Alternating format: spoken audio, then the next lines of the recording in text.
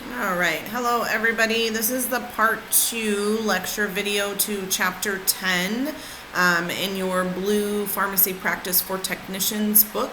And this is on the non-sterile compounding. So yesterday we talked about the certification process for pharmacy technicians, and now we're going to kind of move into the meat and potatoes of the compounding, non-sterile compounding section. So the master formulation record is the recipe for a compounded prescription. So components of that include the drug name, the drug strength, the drug dosage form, ingredients and quantities, the required calculations, the sequencing and mixing instructions. So certain things are mixed, at a certain time. So those instructions from beginning to end, the beyond use dating, and then storage and labeling information. The compounding record is a printout of the master formula record that is used to prepare the compounded prescription. And this has more components on it than the master formulation record does. So this has the actual patient's name, the date that the prescription was compounded, the prescription number that is assigned to it. It also has the master control record number. It does list the name of ingredients and their expiration dates. It lists the amounts of the ingredients needed, the quantity that's being made, the manufacturers of each ingredient, the wholesaler source of each ingredient, the NDC number of each ingredient, the assigned lot numbers that come with those ingredients, and then the initials of the pharmacist and the compounding technician at the very end. So the technicians must document the NDC numbers, lot numbers, and expiration dates of each ingredient. And the reason for that is we need to be able to have some sort of record to go back if in the event one of the ingredients we used was recalled. If we do not have a record of this, how are we going to know if any of our patients received any of the recalled drugs? The policy and procedure manual within your pharmacy will describe the standards expected of the compounding process. So every place is going to be a little bit different, and wherever you get hired, you want to make sure that you're really reviewing and following their policies and procedures. So the compounding process, so the first 6 steps. So the pharmacist will judge the suitability of the prescription. This is what we mean by, is it commercially available?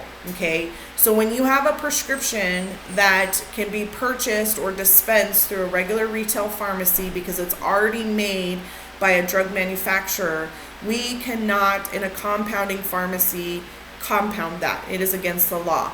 Now, if it needs to be changed in some way, maybe we're turning it from a capsule to a liquid, maybe we're compounding it into a different capsule using the raw ingredients and leaving out a dye or some ingredients that the patient is allergic to.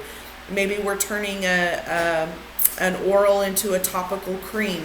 Those are alterations that do allow that prescription to be compounded. So once that has been approved by the pharmacist, the technician will retrieve and review the master control record. You will then print out the compounding record. You will perform any necessary calculations and identify any necessary equipment to compound the prescription that you are making. After that, the medication container label is generated or created. You will use the appropriate protective clothing and hand washing techniques before you compound. Now, typically in a compounding setting, gloves, masks are sufficient, and you are washing your hands in between each one.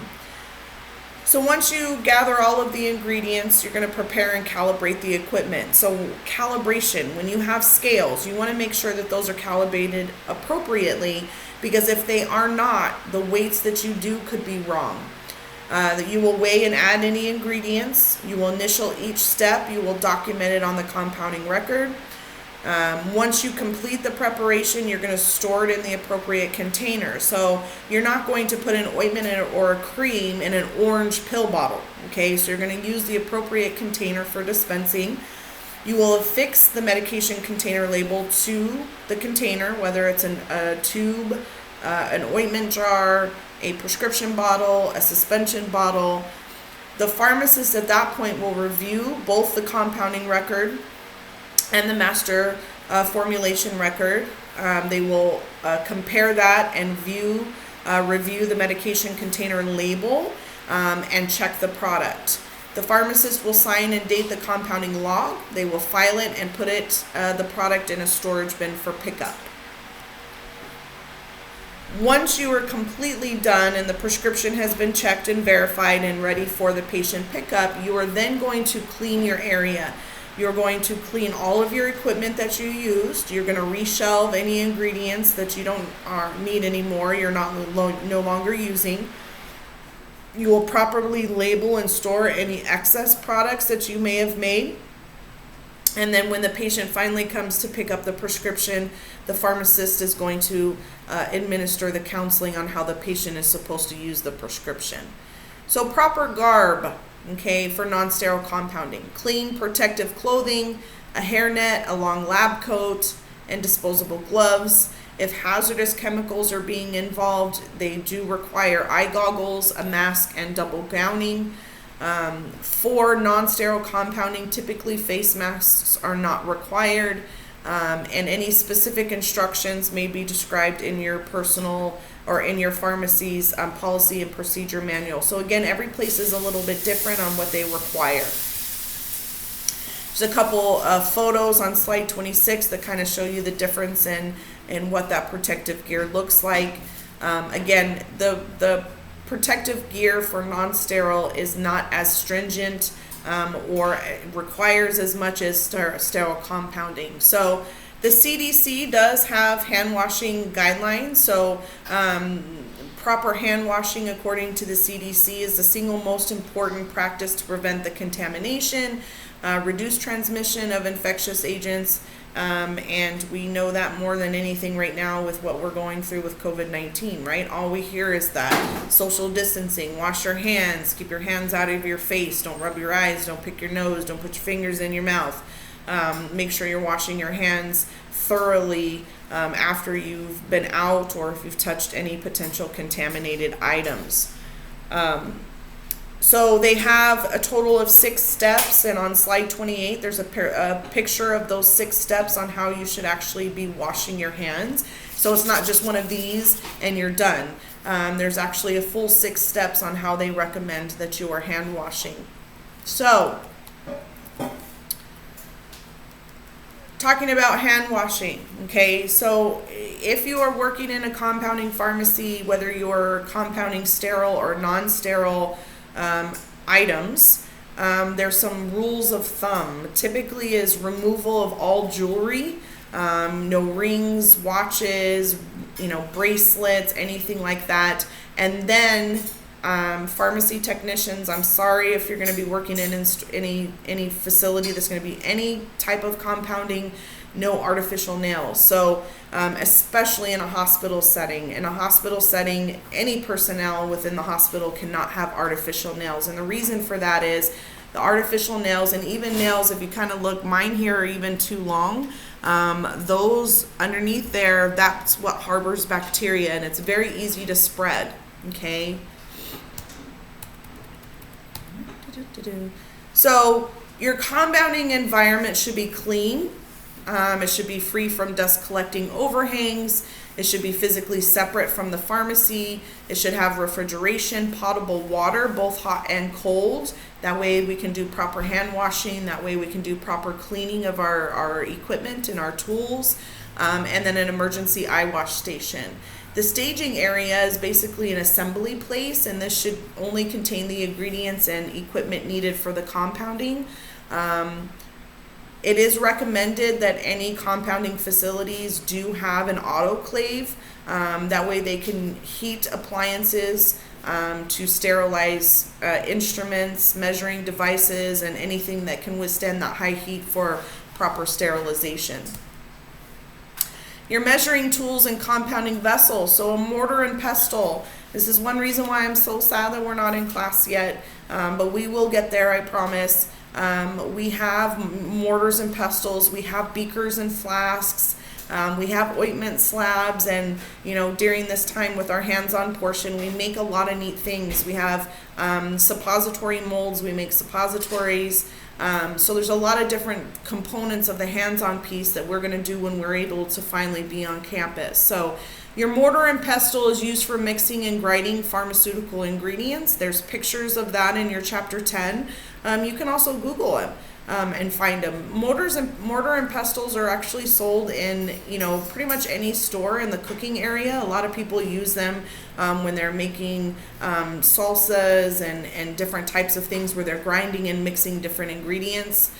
Beakers and flasks are glassware that we store, mix, and measure liquids. An ointment mill. Now, I do not have an ointment mill. They're very expensive, but they're really neat. And these are a machine that when you mix your powdered ingredient into the cream base or the ointment base, you run it through the ointment mill, and it's going to help reduce the particle size of the powder to make it more smooth and not feel as gritty. On an ointment slab, they're usually a plate of ground glass that is also used for mixing ointments, topical compounds. So we have some small ones that we use in class. There's a picture on slide 31 of what a larger 12 by 12 would look like.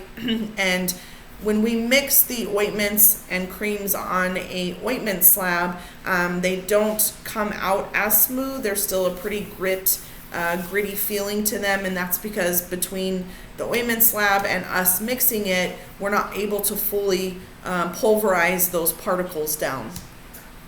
Spatulas, picture on slide 32. So spatulas in compounding are used to transfer solid pharmaceutical ingredients to or from weighing pans. They're used in the preparation of ointments and creams and transferring the compounded product into the final container. In a retail setting, we use these to count out the tablets. We count out the tablets, we count out the capsules with these spatulas. We also use molds and presses. So the molds would be what we use to make suppositories, or what we call troches. Troches are basically flavored lozenges with a medication that patients are able to dissolve under their tongue. Graduated cylinders are either glass or polypropylene plastic, and they are used for measuring liquids. They range from 5 mLs to 1,000 mLs, and they are calibrated in both metric and apothecary units. So when measuring liquids with a graduated cylinder, pipette, oral syringe, or dropper, you want to make sure that you're always using the smallest size that can contain the volume that you're trying to measure. So for example, if I'm trying to measure 3 mLs, I'm going to use a 3 ml syringe. I'm not going to use a 5 ml syringe, okay?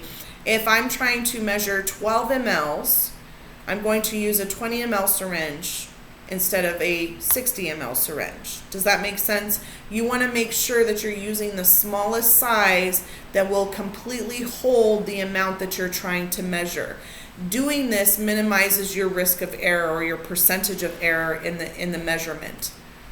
So different sources for bulk ingredients. All of this has to follow USP Chapter 795 guidelines. The Pharmaceutical Compounding Centers of America, or PCCA, is the primary source for large volume compounding pharmacies, meaning that's pretty much where all of the compounding pharmacies purchase their bulk ingredients from. It is recommended to have more than one source, just in case there's a back order in one facility. You can still get the drug that you need. All ingredients in a pharmacy, okay, whether it's a compounding, retail, hospital, doesn't matter. Every pharmacy must have safety data sheets, or a binder with these safety data sheets, or as we call SDS. These are information sheets that come from the manufacturer that document the hazards. It documents the handling directions, and it also documents what happens if you have an exposure. All of them must be kept on file in the pharmacy. And the ingredients must be stored as specified by the manufacturer. So if it says refrigerate, you must refrigerate. Controlled substance ingredients, hazard ingredients have special storage and handling requirements. Typically, controlled substance ingredients, so we're talking bulk ingredients, bulk powders of controlled substances are actually kept under lock and key, usually in a locked cabinet or a locked safe. And any hazardous ingredients are kept completely separate from your normal drug ingredients. So percentage of error. The acceptable range of variation above and below the target measurement. So it is based on least weighable quantity of an ingredient. If the sample is too small, the margin of error may be unacceptable. Compounded and non-sterile preparations must have an error range less than 5%. I would write that down. I would make a note to that because you are going to see that on either a quiz or a final coming up. So all compounded non-sterile preparations must have an error range of less than 5%. So it shows you, and also within your book, starting on page 438, it shows you how to calculate your percentages of error. So if you have the error amount and your desired quantity, you would use the top part there. You would take your error amount divided by your quantity desired times 100, and that's your percent of error. If you only know the sensitivity range, you will divide the sensitivity range by the quantity desired, multiply that number by 100, and that will also give you your percentage of error. So each scale has a least weighable quantity. Weighing too small of an amount for a specific scale will result in an unacceptable margin of error. So to maintain an acceptable error of less than 5%, no less than 120 milligrams should be measured on a class 3 balance. Okay, so that's important to note as well. So this will be the last slide we do here for number 37. An electronic digital balance, uses a single pan. Does not need pharmacy weights. So on a class 3 balance, we use pharmacy weights to calibrate the machine, to calibrate the scale. On a digital balance, we do not have to have the pharmacy weights when we're measuring. Okay, we want to make sure when we turn on, we do calibrate it, but we also are going to zero it out before we weigh anything. So steps for using the electronic digital balance. 1, place the weighing paper on the balance and calibrate it to 0, because you do not want the weight of the paper or the weigh boat that you're using to be included in the weight that you're trying to measure the ingredient. You will use a spatula to place the chemical or drug onto the paper. To achieve a precise amount, lightly tap the spatula as you near the desired measurement. Read the final weight measurement. Lock the balance before removing the substance. So you want to make sure that you lock that balance, okay? You will collect the printout to assemble with the final product for the pharmacist to check. Now, our scales at school don't have printers, but I verify those weights before you pull your ingredients from there. In compounding pharmacies, attached to the digital scales is a small little printer that prints a little tiny receipt that shows exactly what the weight was when you locked that balance. So we will cover, 38, we'll finish on 38.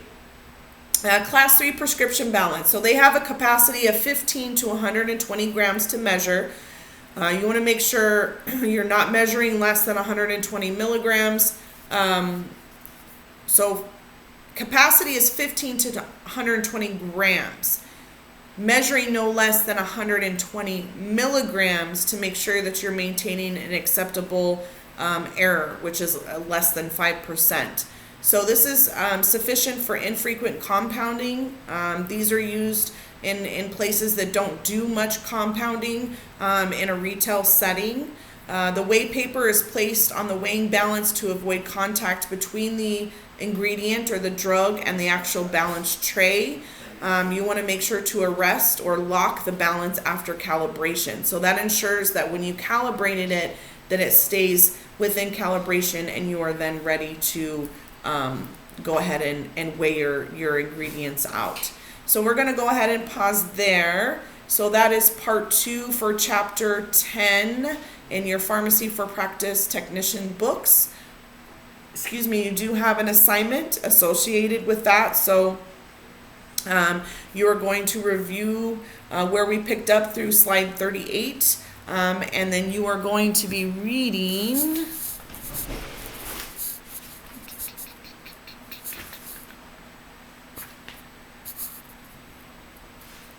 looks like you're going to be reading page 424 through 439 for your assignment on Wednesday. As always, you have my phone number, my email address. If you have questions or concerns, make sure you go ahead and reach out.